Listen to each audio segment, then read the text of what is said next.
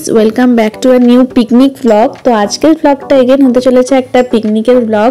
আমরা গেছিলাম গাংদোয়া, আর সেখানে গিয়ে আমরা কি কি করলাম সেটাই তোমাদের সাথে আজকের এই ব্লগটাতে শেয়ার করব। তো এটা হচ্ছে 31st ব্লগ, এখনো পোস্ট করা হয়নি। তো যাই হোক, তোমরা দেখো আমরা তিনজন মিলে পিকনিক করতে গেছিলাম, আর সেখানে গিয়ে আমরা কত এনজয় করেছি সেটাই তোমাদের সাথে আজকের এই ব্লগটাই শেয়ার করছি। সো একদমই স্কিপ করবে না, এন্ড পর্যন্ত দেখবে। তো আমরা যেদিন গেছিলাম 31-এ প্রচণ্ড কুয়াশা ছিল, মানে রোদের তো দেখা পাওয়া যায়নি, আর খুব ঠান্ডা হাওয়াও বইছিল। তো যাই হোক, এরই মধ্যে আমরা কিন্তু এসে পৌঁছেছি কোনো রকমের 10টা নাগাদ।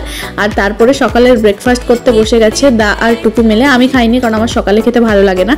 আর এই যে ওরা নিয়েছে কচুরি, আর তার সাথে ঘুগনি। কচুরিটা খুব একটা ভালো ছিল না, বাট তারপরেও আমাকে জোর করে দা এখানে টেস্ট করাচ্ছে যে দেখ খুব ভালো হয়েছে। বাট ফ্র্যাঙ্কলি স্পিকিং এটা কিন্তু এতটাও টেস্টি ছিল না। তো যাই হোক, আমাদের মেনুতে কিন্তু ছিল ভাত আর চিকেন, কিন্তু ভাতটা মা অলরেডি আমাদেরকে বাড়ির থেকে করে দিয়েছিল, আমাদের শুধু করতে হতো চিকেন। আর এই যে চিকেন করবার জন্য আমরা কিন্তু হান্ডি নিয়ে চলে এসেছি।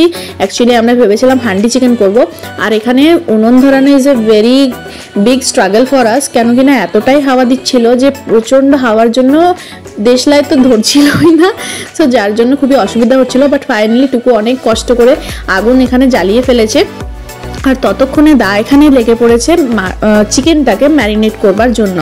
তো এখানে সমস্ত রকমের মশলা, নুন, হলুদ, সর্ষের তেল, তার সাথে পেঁয়াজ কুচি, আদা বাটা, রসুন বাটা, সমস্ত বাটা আর কি দিয়ে, তার সাথে হলুদ গুঁড়ো, মিট মশলা, গরম মশলা সব কিছু দিয়ে চিকেনটাকে কিন্তু ভালো করে ম্যারিনেট করে নেওয়া হচ্ছিল। কারণ মাঝখানে আর নাড়াবো না, সব কিছু একবারে মাখিয়ে কাসুরি মেথি টেথি দিয়ে একেবারে উনুনে বসিয়ে দেবো। তার মাঝখানে কিন্তু আর অন্য কিছু অ্যাড করা হবে না, সেই জন্য একবারে মাখিয়ে নিচ্ছিল দা এখানে ভালো করে চিকেনটাকে। তো তারপর এবারে এটাকে রাখা হবে আগুনে। তো আগুনে রাখবার আগে এখানে এটাকে ভালো করে কিন্তু তেলও মাখিয়ে নেওয়া হয়েছে। আর যেহেতু হাওয়া দিচ্ছিল তাই আগুনটা এদিক ওদিক হচ্ছিল, যার জন্য দা চাপাতে খুব ভয় পাচ্ছিল। বাট টুকু এখানে খাতরোকা খিলাড়ি হয়ে এখানে হাঁড়িটাকে বসিয়ে দিয়েছে। মাটির হাঁড়ি নাড়ানো ভীষণ একটা ভয়ের ব্যাপার, যদি হাঁড়ি ভেঙে যায়। অ্যাকচুয়ালি আমরা কাঠের কিছু নিয়েও আসিনি, সো দ্যাটস ওয়াই ডাবুই ছিল, ওটা দিয়ে কিন্তু আমরা এখানে নাড়িয়ে নিচ্ছিলাম। আর উপর থেকে একটু গোলমরিচ না গরম মশলা গুঁড়ো দিয়ে কিন্তু এবার এটাকে পুরোপুরি ঢেকে দিয়েছিলাম। আর এই যে দেখো, তারপরে আমরা ভাবলাম যে কেন না ওই যে ম্যারিনেট করা চিকেন আছে ওটা দিয়ে একটুখানি বারবিকিউ চিকেন করা যায়। অ্যাকচুয়ালি বারবিকিউর তো কোনো রকমই জিনিসপত্র ছিল না, এটা আর কি চিকেন পোড়া বলতে পারো তোমরা। তো আমরা শাল পাতা, মানে যেটা থালা পাতা, শাল পাতা নিয়ে গেছিলাম, ওই পাতাটাই ভালো করে মুড়ে কিন্তু আমরা এটা রেখে দিয়েছিলাম। তারপর হাঁড়িটা যখন কমপ্লিট হয়ে গেছিলো, মাংস সেদ্ধ হয়ে গেছিলো, তারপর ওই বাকি যে আগুনটা ছিল ওই আগুনটার মধ্যে একটুখানি পাতাটা দিয়ে দিয়েছিলাম। বাট লাস্টে ওটা তুলতে গিয়ে জাস্ট তোমরা দেখবে ভিডিওটা, ওটা তো চিটেই রয়ে গেছিলো, তাই একটা একটা করে ডাবুই করে এইভাবে মাংসটাকে তুলতে হচ্ছিল। বাট টেস্ট কিন্তু খুবই সুন্দর ছিল, খুবই সুন্দর। আর একটু যদি ভালো করে আর কি করা যেত, এটাতে অনেক বালি লাগছিল, দ্যাটস ওয়াই এতটা মজা হয়নি।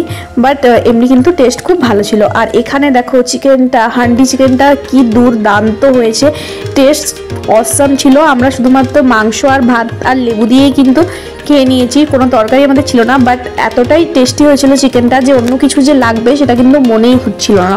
তোমরা জাস্ট কালারটা দেখো, অ্যান্ড এতটাই টেস্টি হয়েছিল যে ওটা দিয়েই সব ভাত কিন্তু আমরা খেয়ে নিয়েছিলাম।